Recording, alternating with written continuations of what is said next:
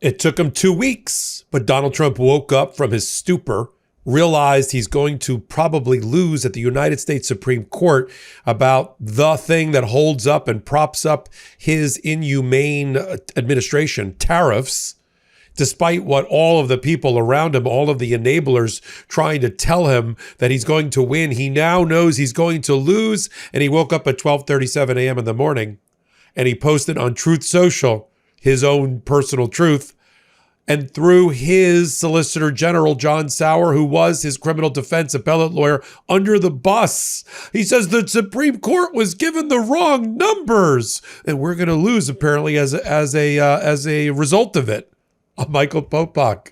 Nice to see Donald Trump is joining planet Earth to realize what every other legal commentator, including myself, told him 2 weeks ago, is that the hearing went terribly with Trump-appointed judges and others and justices and others all attacking the plan as a illegal, unconstitutional power grab of the power reserved to Congress to do tariffs and taxes. Here, let me read to you from the 12:37 a.m. rant, and I'll try to unpack it for you. The U.S. Supreme Court was given the wrong numbers. By who? By his own Department of Justice Solicitor General John Sauer, apparently, in his briefs, in his oral argument. The unwind in the event of a negative decision on tariffs, that goes to a question asked by Amy Coney Barrett, which spells trouble for the Trump administration. And I'm going to play that. I brought the receipt on that in a minute. The negative decision on tariffs would result in an unwind of more in excess of $3 trillion. It would not be possible to ever make up for that kind of drubbing. Again, he admits in his social media post the thing that kills his legal argument, that this is revenue generating. Was he not listening to John Roberts and Gorsuch and Amy Coney Barrett? If the use of the International Economic Emergency Powers Act to set tariffs on 200 countries, which is a congressional power, is revenue generating. And that's the purpose of it. And he keeps bragging about the trillions of dollars that he's obtained through it for the American people, for a dividend, for a this, for a that, that it's a tax. And if it's a tax, it's only in the power of Congress, can't be given to the president. That's the point. But he keeps bragging about the money, thinking that's helping him. He says that would truly be insurmountable, a national security event, possibly non-sustainable. You know what's non-sustainable? His presidency. But here you see he's woken up and figured out he's going to likely lose. Who can I blame? Let me look around. Oh, good. John Sauer, my lawyers, once again throwing his lawyers under the bus. I'm smiling because I know he's going to lose. I'm reasonably confident that they don't have the 5 votes to say that a president of the United States under Article 2 powers or under this delegation statute can do taxing by way of revenue, by way of tariffs for revenue. I knew that. I'm glad you're here on MeidasTouch on Legal AF. Let's unpack and dissect all of this. Now, during the oral argument, I caught and I talked about in prior hot takes a bonehead move by the Solicitor General John Sauer. So I sort of agree with Donald Trump that they were giving them the wrong numbers. John Sauer, in his briefing, and in Donald Trump in public statements, which are referred to in the briefing to the Supreme Court, said the economy was dead and now it's alive. And Donald Trump raised trillions of dollars all through the tariffs. Right. But if tariffs are revenue, then revenue are taxes and you lose. That's what the Supreme Court justices were trying to tell Sauer during oral argument. And Donald Trump thinks if they had the right numbers about the unwind, about the dollar amount, that would help him. It actually kills his legal position. Now, let me play you what I think Donald Trump is referring to, which is Amy Coney Barrett saying, suppose you win, to the lawyers advocating against the tariffs. How would we unwind this? Would it be a total mess? Let me play that clip. And then if you win, tell me how the reimbursement process would work. Would it be a complete mess? I mean, you're saying before the government promised reimbursement, and now you're saying, oh, well, that's rich, but how would this work? It seems to me like it could be a mess. So the first thing I'd say is that just underscores just how major a question this is. The very fact that you were dealing with this with quotas, there's no refund process to the tunes of billions of dollars or embargoes, but there is here.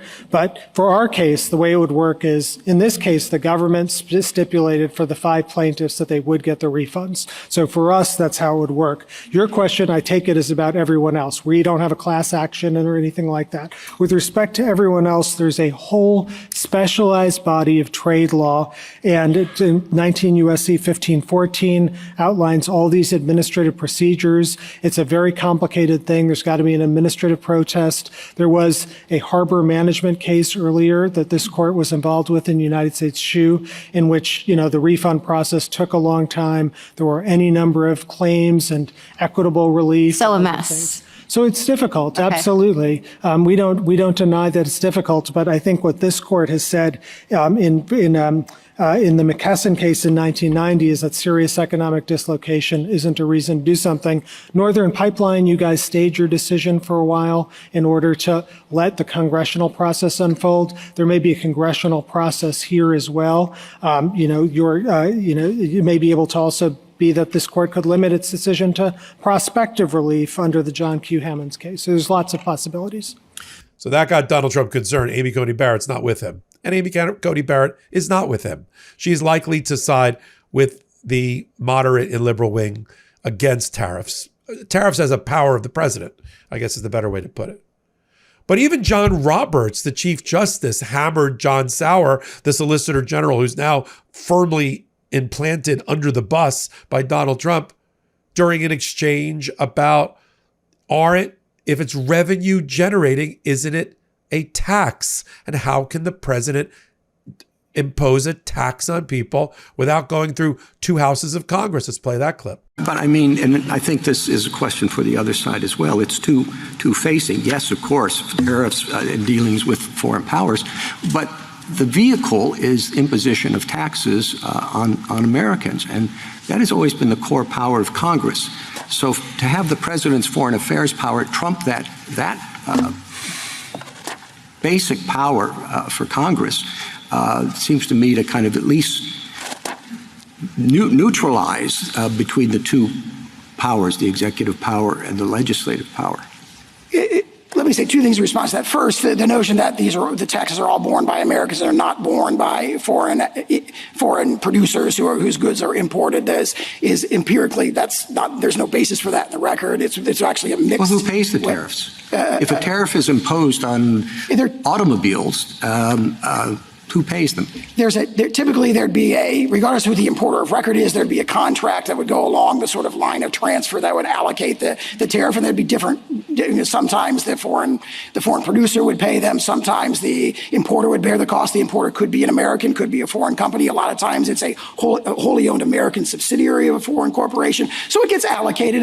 The empirical estimates range from like 30% to 80% of like how much is borne by American citizens. Been suggested that the tariffs are responsible for significant reduction in our deficit. I would say that's raising revenue domestically. There certainly is an incidental and collateral effect of the tariffs that they do raise revenue, but it's very important that they are regulatory tariffs, not revenue-raising tariffs. And the way you can see this, I think, if you look at this policy is by far the most effective if nobody ever pays the tariffs. And I say, now, of course it is. Donald Trump has been public about raising money through tariffs as revenue. He even had a speech around his inauguration in which he said that he wanted to form an external revenue service to replace the internal revenue service to tax effectively our foreign adversaries and allies and use that money instead of taxing Americans through income tax. But everybody recognizes that a tax on goods is a tax.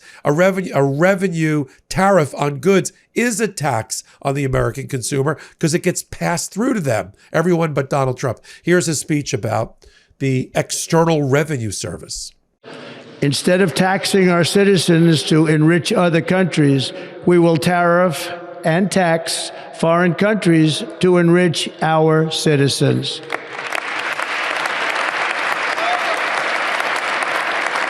For this purpose, we are establishing the External Revenue Service to collect all tariffs, duties, and revenues. It will be massive amounts of money pouring into our treasury, coming from foreign sources.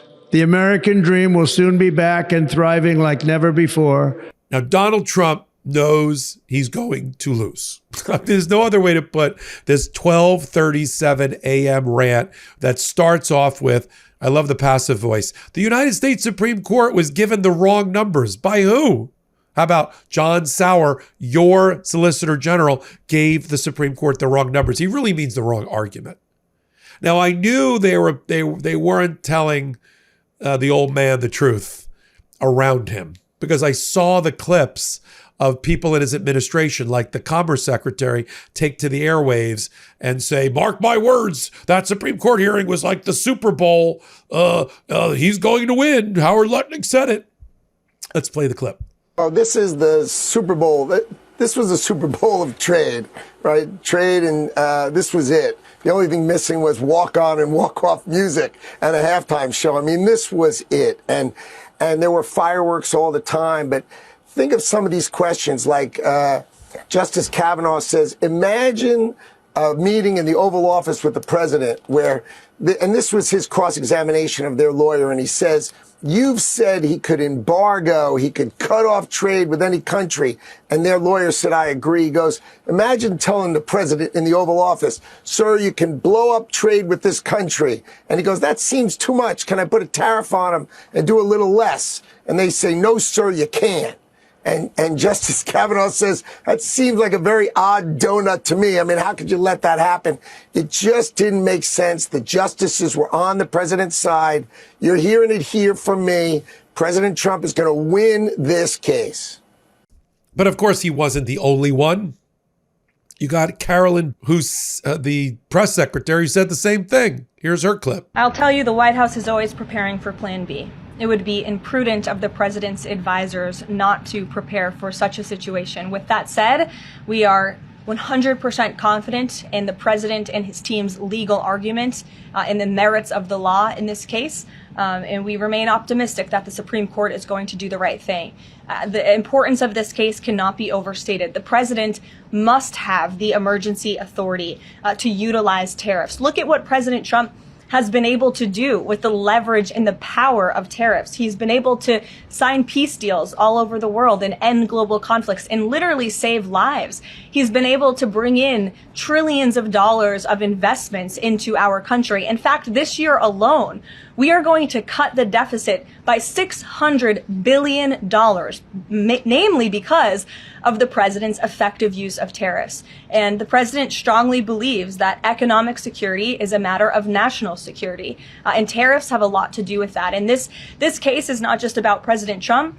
It's about the use of this emergency authorization for tariffs for future presidents and administrations to come. And we're confident and hopeful that the Supreme Court will do the right thing. But the Treasury Secretary, Scott Bessent, put the final nail in the coffin on Sunday, which I think led to Donald Trump now waking up on Tuesday morning and posting, all the people around me are incompetent.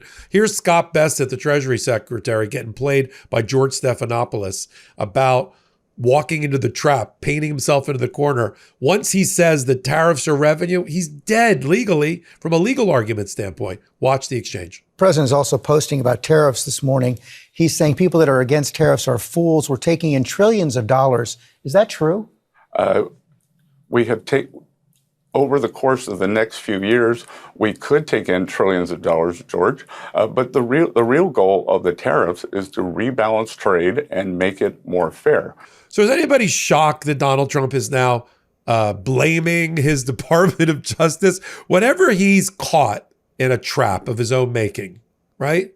Whenever he, doesn't shoot himself in the foot, he shoots himself in the head, no pun intended. He blames the lawyers around him. It's Pam Bondi did it. It's Todd Blanche screwed it up. And now it's John Sauer, his Solicitor General. May I remind you that John Sauer, for all of his faults, and there are a number of them, and to my inability to listen to him argue because of his the rapidity and velocity at which he packs in words and his gravelly voice. It sounds like a combination of broken pavement and that he gargled with bourbon. Putting all that aside for a minute, he was Donald Trump's criminal appellate lawyer that won the immunity decision. He was his criminal defense lawyer, appellate lawyer, that won the Colorado insurrectionist decision that kept Donald Trump on the ballot. So, but Donald Trump flailing around looking for somebody to blame. Who? John Sauer. For me, the takeaway is he knows he's going to lose. And if he loses, here's what's going to happen.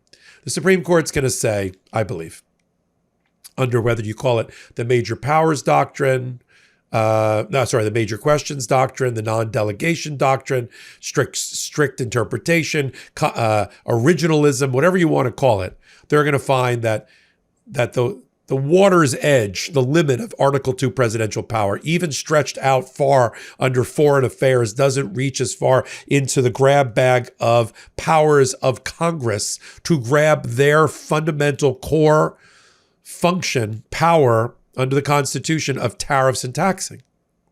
And that the IEPA, the statute, which delegated a certain level of economic response by policymaking by the president, doesn't go as far as to give him the power to set tariffs worldwide. Then once they do that, once they throw them out, they'll leave it to the government to figure out how to pay the money back. It goes back to the importers in America who paid it, who passed it along to the consumers. It's relatively simple. You give a tax credit. You give a tax credit to everybody, of X amount of dollars. Figure out the $200 billion or $300 billion that's come in, spread it out among the taxpayers, and give everybody a tax break. Donald Trump wants to give them a tariff dividend, which we'll never see. $2,000, $3,000, a Doge dividend check of $5,000, a healthcare dividend of $2,000. You've never seen these checks because they've never been spent. They've never been sent. But he can, through tax breaks and or refund checks, fix the problem, to answer Amy Coney Barrett's issue.